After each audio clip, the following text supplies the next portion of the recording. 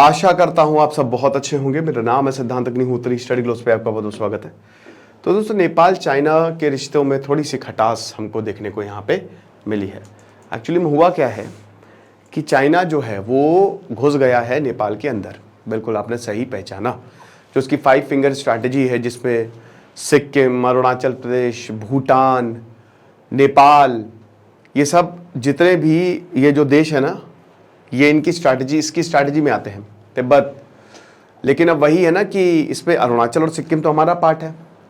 नेपाल और चाइना के रिश्ते अभी हाल ही में ठीक है। देखिए, याद रखिए कि अभी नेपाल में कम्युनिस्ट पार्टी है, कम्युनिस्ट ही पार्टी है वहां पे, तो वो जाहिर सी बात है चाइना ओरिएंटेड है। हमारे लिए बहुत अच्छी बात नहीं है। लेकिन बस आगे जाने से पहले एक चीज बताना चाहता हूं दोस्तों, कि कूपन कोड आप स्किल यूज करें। अब सिर्फ आज के लिए कूपन कोड है, 400 रुपए का कोर्स है। ये शानदार कोर्स आप YouTube को सीख पाएंगे। हमारा पहला स्किल डेवलपमेंट कोर्स, जिसमें आपको रोजगार भी मिलेगा और आपको जॉब अपॉर्चुनिटी भी मिलेगी। तो जो चाइना है, चाइना क्या कर रहा है ना, चाइना और अगर नेपाल के रिश्तों की बात करें तो बढ़िया रहे हैं। स्पेशली केपी ओली के आने के बाद हमारे यहाँ सही ये है कि वहाँ पे राजशाही रहे। जब जब वहाँ पे राजशाही रही है और अभी इसकी मांग भी उठने लगी है कि राजशाही होनी चाहिए, तो भारत के लिए ठीक रहा है। लेकिन अभी क्या है कि कम्युनिस्ट पार्टी जो है वो चाइना की तरफ ओरिएंटेड है। चाइना रेलवे लाइन बना रहा है। बिल्कुल आपने सही सुना, एफडीआई चाइना का ज्यादा है। 90% एफडीआई है चाइना का इस समय। नेपाल में जो भी प्रोडक्ट आ रहे हैं वो चाइना से आ रहे हैं। और एक प्रॉपर रेलवे लाइन भी शायद 2025 तक काठमांडू से लासा तक हो सकता है वो ऑपरेशनल हो जाए। रोड बना रहा है चाइना। चाइना फंड कर रहा है भाई 2019 का इनका जो ट्रांजिट ट्रेड प्रोजेक्ट था। लेकिन इतना आसान है नहीं चाइना, क्योंकि देखिए रोटी बेटी का रिश्ता है भारत और नेपाल का। अब धीमे धीमे नेपाल को यह पता लग रहा है कि जो भी चाइना कर रहा है वो गलत है। एक तो आपको पता है कि अभी भारत के साथ लिपुलेख काला पानी वाला इश्यू है, वो भी बॉर्डर इश्यू है। 100 के नोट पे उसको अपने में दिखा दिया तो भारत ने इसको ऑब्जेक्ट किया। फिर वो मधेसी वाला इश्यू, आपको पूरा वो ब्लॉकेड जो लगाया था, इकोनॉमिक ब्लॉकेड। तो एक तरीके से भारत से रिश्ता नहीं तोड़ सकता नेपाल। और नेपाल, देखिए नेपाल को ये रहता है कि हमको छोटा भाई क्यों मानते हो। अरे यार, तो क्या हो गया, मतलब इसमें क्या ही प्रॉब्लम है ना। हिंदुइज्म जो है वो नेपाल बहुत कम ऐसे देश है जहां पे हिंदुइज्म कोर है। तो नेपाल कहता असली हिंदुइज्म 80%, 85% पशुपतिनाथ मंदिर है वहां पे हिंदू है। तो ये समझिए कि नेपाल और भारत का रिश्ता हमेशा से ही, नेपाल की करेंसी भारत से लिंक्ड है, इसीलिए वहां पे बढ़िया, मतलब वो कोई प्रॉब्लम नहीं है। गोरखाज जो है वो भारत में रिक्रूट होते हैं। ब्रिटेन और इंडियन आर्मी में गोरखाज आते हैं, समझ रहे हैं। तो नेपाल से वही बता रहे हैं कि बहुत सारे लोग रोजगार के लिए नेपाल, बॉर्डर खाली नाम मात्र का है इंडिया नेपाल का, आराम से कोई क्रॉस कर सकता है। लोग जाते ही है नेपाल, घूमने चले जाते हैं। लेकिन चाइना के साथ अभी हाल ही में जो प्रॉब्लम हुई है वो दिक्कत की बात है। स्पेशली पिछले 6-7 सालों में नेपाल चाइना के काफी करीब जाता हुआ दिख रहा है। बट एक चीज आप ये भी समझिए कि देखिए, वैसे तो माओ जेडोंग ने लगभग ये डिसाइड कर दिया था कि चाइना पे भी इन्वेड करो, नेपाल पे भी इन्वेड करो, नेपाल को भी अपने कब्जे में लो। बट ये प्लान सफल नहीं हो पाया। शी जिनपिंग की ये जो एग्रेसिव स्ट्रैटेजी है, अल्ट्रा एग्रेसिव स्टैंड है, ये इनको ही भारी पड़ रहा है। आप समझ रहे हो। और मैं लेक्चर लूंगा बहुत जल्द, तो मैं उसमें आपको बताऊंगा कि किस तरीके से भारत इस समय कैरेट और स्टिक, वो नीति जो सरदार वल्लभ भाई पटेल ने अपनाई थी, वो भारत लेकर चल रहा है। लेकिन अभी आपको बता दूं कि चाइना ने क्या किया कि एक फेंस नेपाल तिब्बत बॉर्डर पे बना ली। एक प्रॉपर फेंस बना ली है, 600 फीट ऊपर की फेंस है ये, और कंक्रीट बैरियर्स, और एक तरीके से इंटरनेशनल रिकॉग्नाइज्ड बाउंड्री है, उसको डिसरिगार्ड किया है। सलामी स्लाइसिंग की स्ट्रैटेजी है। आपको पता है कि धीमे धीमे लैंड ग्रैब करो, वहां पे तंबू गाड़ के बैठ जाओ।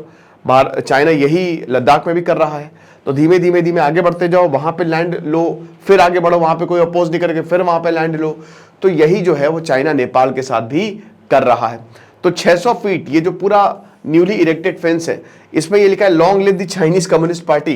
ये इस तरीके का आप देख सकते हो ना, ऐसे यहां पे ये पूरा का पूरा बनाया है इन्होंने इस तरीके से। और अब वही है। लेकिन देखिए, इसमें एक तो जो ये गांव है, ठीक है, टोटल 11 पॉइंट्स हैं जहां पे चाइना ने काम किया है। अब यहां पे बहुत सारे तिब्बतन्स भी रहते हैं, उनको भगा दिया। साथ ही साथ ये भी बोला है कि दलाई लामा की आप फोटो नहीं लगा सकते। भाई तिब्बत बॉर्डर शेयर करता है, तिब्बत को 1950 में इन्वेड किया, तो यहां पे सख्त निर्देश है कि आप दलाई लामा की फोटो नहीं लगाओगे। तो 2021 में नेपालिस लॉ मेकर बहादुर शाह शानी बताते हैं, उन्होंने रिपोर्ट पब्लिश की थी कि जो चाइनीज मिलिट्री इनरोचमेंट है वो हुमला डिस्ट्रिक्ट तक आ गए हैं। जो कि चाइना से बॉर्डर शेयर करता है, और काफी हद तक नेपाल के जो बॉर्डर एरियाज हैं वो चाइना के पास चले गए हैं और वो धीमे धीमे आगे बढ़ता जा रहा है। और 8 बॉर्डर पिलर्स उसने बर्बाद किए हैं, यानी कि एक तरीके से बॉर्डर को खत्म किया है, इंफ्रास्ट्रक्चर वहां पे बना लिए हैं, नेपाल के अंदर घुस गया है चाइना। अब एक तरफ भारत जो है वो लिपुलेख काला पानी को लेकर भारत से लड़ता रहता है, लेकिन जब ये फाइंडिंग्स बाहर आई, आप विश्वास नहीं करेंगे दोस्तों, कुछ भी नेपाली सरकार ने नहीं बोला। वो रिपोर्ट आई, रिपोर्ट गई, कुछ भी एक शब्द बीजिंग के खिलाफ जो है वो बोला नहीं। क्यों? क्योंकि बीजिंग की तरफ से प्रेशर था, चाइना की तरफ से प्रेशर था। ये रिपोर्ट सप्रेस कर दी गई, ये रिपोर्ट बाहर आई ही नहीं। किसको पता चल रहा है? ये देख सकते ना, ये पूरा का पूरा हमला डिस्ट्रिक्ट है, ये 1 2 3 4 ये 4 पॉइंट्स है, टाकलाकोट, गेपो, थुमकोट, काले रोड, ये 4 पॉइंट्स मेन है। और ये ब्रॉडर आप समझ सकते हो कि जो चाइना है वो उसकी स्ट्रैटेजी का पार्ट है। तो आप ये मान के चलिए किसी को नहीं पता चला, लेकिन फिर बीबीसी ने रिपोर्ट लीक कर दी, बीबीसी ने रिपोर्ट लीक कर दी। अब ये रिपोर्ट लीक होगी तो बहुत ज्यादा प्रेशर, आक्रोश लोगों में कि भाई हम अपने जो एरिया है वो क्यों दे, हम अपने एरिया तो देने वाले हैं नहीं। तो फिर नेपाल ने प्रोटेस्ट जाहिर किया चाइना के साथ, और ये साफ साफ दिखा रहा है कि नेपाल चाइना के रिश्ते बहुत अच्छे नहीं होने वाले हैं। ये 11 पॉइंट है, दार्चुला, हुमला, मुगु, मुस्तांग, मनांग, गोरखा, रसूवा, दुलाक, ये सब कहता है कि हमारे हैं।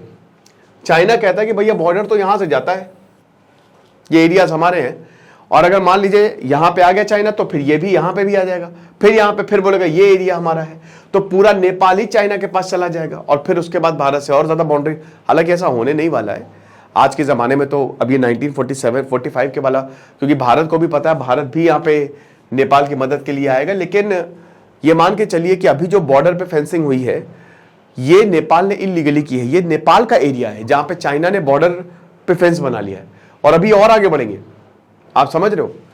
तो इट इज गेटिंग डेंजरस। अब यहां पे नेपाल का फिलहाल तो कोई रिस्पॉन्स नहीं है, वो यहां पे चाइना के काउंटर पार्ट से बात कर रहा, बट एक बार अगर कह रहे हैं, देखिए क्या होता है कि अगर एक बार आपकी जमीन पे कोई बैठ गया तो भूल जाइए आप, है ना। कहते हैं ना, जब जमीन पे कब्जा हो जाता है तो केस लड़ लो, सालों सालों चलेंगे।